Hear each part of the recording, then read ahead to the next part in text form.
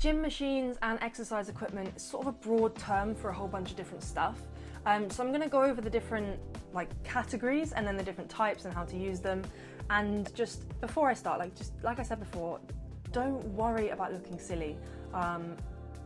I feel confused sometimes when I use the gym equipment, but don't worry about looking silly. You just figure it out, and then once you figured it out the first time, you'll know how to use it for all the next times that you go to use it. So first you have racks, which aren't really machines, but they are probably going to look like a machine if you're new to the gym, and they're a really cool piece of kit that you're probably going to end up using quite a lot if you're doing barbell training. So the barbell is the long pin or kind of long pole that you'll be using to load up with heavier weights eventually. You're going to want to grab the hooks. You can unhook these by twisting them and pulling them out, or some of the squat racks are fixed in place so you won't actually need to move these. You can move these to the right height or select the right height for whatever exercise you want to do. So these machines are ones that you can do for loads of different exercises. Because they're free weights, you kind of decide which exercise you want to do, and that will inform how high you put the pins and how you do the exercise. So then you can put safety pins underneath where, let's say you're going to be squatting, you want these at the right height to give you some protection from if you fail the lift. So that means if you can't get back up, the pin should be there so that they can take the weight of the bar and you can step away if you need to. If you're doing something like an overhead press, then your pins will be a little bit higher so that the point of where you would fail on that, it would catch that as well without you having to drop the bar.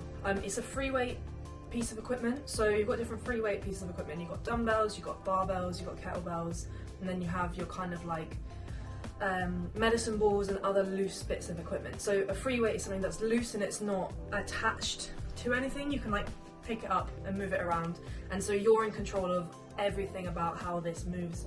You're in control of the direction and the speed, and kind of not fixed in one place. So most bars are going to be 20 kilos. You can also get 15 kilo bars, 13 kilos, and there might be some specialised weights in between, but most gyms are going to have a 20 kilo bar to start with.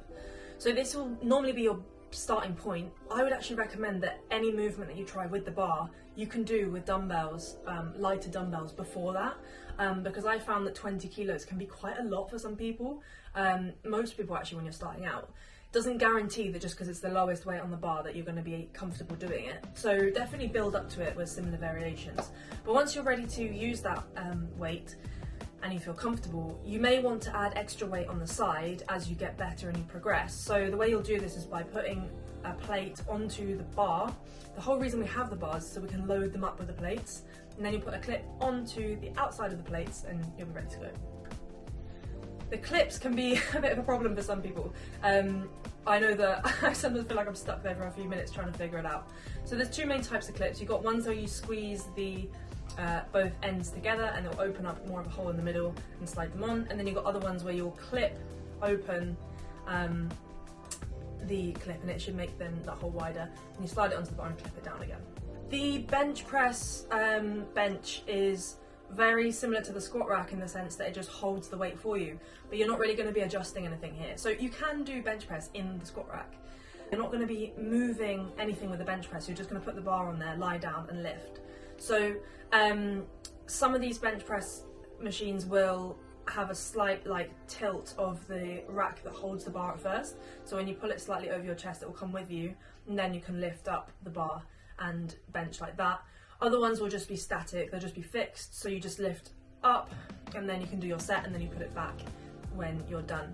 So there's benches that you use generally for any exercise. It's really good to know how to adjust these. I really like using them if I'm using dumbbells or just doing bodyweight exercises. So for these, again, a few different types, but generally speaking, you're going to be able to adjust them by pulling this little lever, which will mean that you have to lift the bench up or down, and it creates a different incline for different exercises. Now, I think these freak people out for some reason because they can be a bit awkward, because they're a bit stiff because they have to move quite a lot of parts with just one clip coming out. So just be patient with it, hold the clip out and move it along. You know, if you need someone to help you pull the clip out and then move it up and down, then you can just ask someone to help you with that. Let's move on to cable machines. So these are, again, one of my favourite type of machines. They're not strictly seen as machines, although they are machines. I'll explain a bit later. So you're still basically controlling the movement here. It's sort of in between a free weight and the actual strict machines, because you're kind of gonna decide which movement you do and how you move and where you move, even though it's fixed to the cable. So you want to start by picking the handle you want to use. Most of these will have like a little clip. You unclip the handle that's on there and you can clip the one you want, unless it's the handle that you want already. Then you're going to unclip the thing that holds the actual attachment, slide it up or down to the actual height that you want to use for your exercise. And then the last thing is you want to select the weight using the pin, and just choose the weight that you want to use. Over time you'll find which heights work for you for different things, so they can be really nice and adjustable in terms of different heights of people and different exercises that you want to do. So let's move on to actual machines. So these are what I would call machines, in that they are fixed in one path. So let's say if I get on a chest machine, there's only one exercise I can do on this machine. I'm not making up the movement is set for me already, and it will take me in one path, and I can't deviate from that. So in theory, this should help you work the muscles that it shows on the picture. It is possible to not feel those muscles and to be using the wrong muscles, but generally these can give you a really good start if you don't know what you're doing, and you don't know which exercises to do. These can give you a really good start, so at least you're kind of on the right track to feeling the right muscles and working the right muscles in these movements. So with all of these machines, you should be able to adjust the height of the seats. Backrests can sometimes go forward and backward. Things like leg placement and arm placement, the distances can sometimes be adjusted, and for some machines this is really important. Now, all of this is going to come down to trial and error for each person, but if you look on the picture, you'll know which muscle you're actually trying to use, and that can help you to make sure the machine is set up right for you. Just make sure you're actually feeling those muscles working, and if you're not, then you probably want to adjust those variables I just mentioned. There's two ways to load this. So some will be plate loaded, so you will take a plate on and off like you did with the bar in the squat rack, and then some of them will be pin loaded like you did with the cable machine, where you just move the pin up or down to go heavier or lighter. So I just want to mention a quick thing about safety features. Something that, like the leg press, has a safety feature on it, in that it's going to cut you off at a certain point, or you're going to need to push your legs up and then put the guard back onto the machine before you rest. So it's always worth knowing what the safety features are, so that you've got that in the back of your mind in case you wanted to stop halfway through the set, and to finish the set at the end you want to know how you get back to the starting position nice and safe. For all of these machines, I'd probably start light. I'd probably go for about 10 reps, see how I feel, and then adjust the weight based on that. Start slow and start easy. You don't need to be going for the heaviest weights at the start. It's much better to build up a good foundation, get to know your body and what weights you can handle. And just bear in mind as well that for different body parts and for different machines, you're going to be using different weights, right? So you need to figure out different weights for every different exercise, and over time you'll get a good idea of which weight each body part and each machine exercise that you do can handle. Last then, let's look at cardio. So again, with cardio, you've kind of got like the real machines where they're electronic and you press a button to start. With these machines, you're going to go up and down the levels or the speed or the incline, which is how steep it is. That's all going to be on electronic buttons, so you'll just press that on the screen that's on the treadmill or the cross trainer or whatever.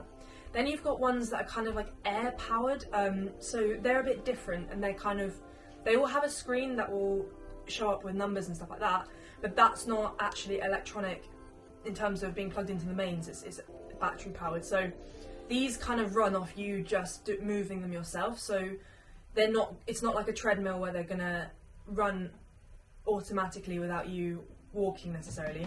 These are ones you're going to have to use your own body to make the path of the movement again. So something like the ski erg, the rower, the airdyne, you're going to start moving, which is going to wake up the screen, and you can usually adjust the level mechanically either kind of, it's a resistance, so it's how heavy it feels and how difficult it feels because of the weight.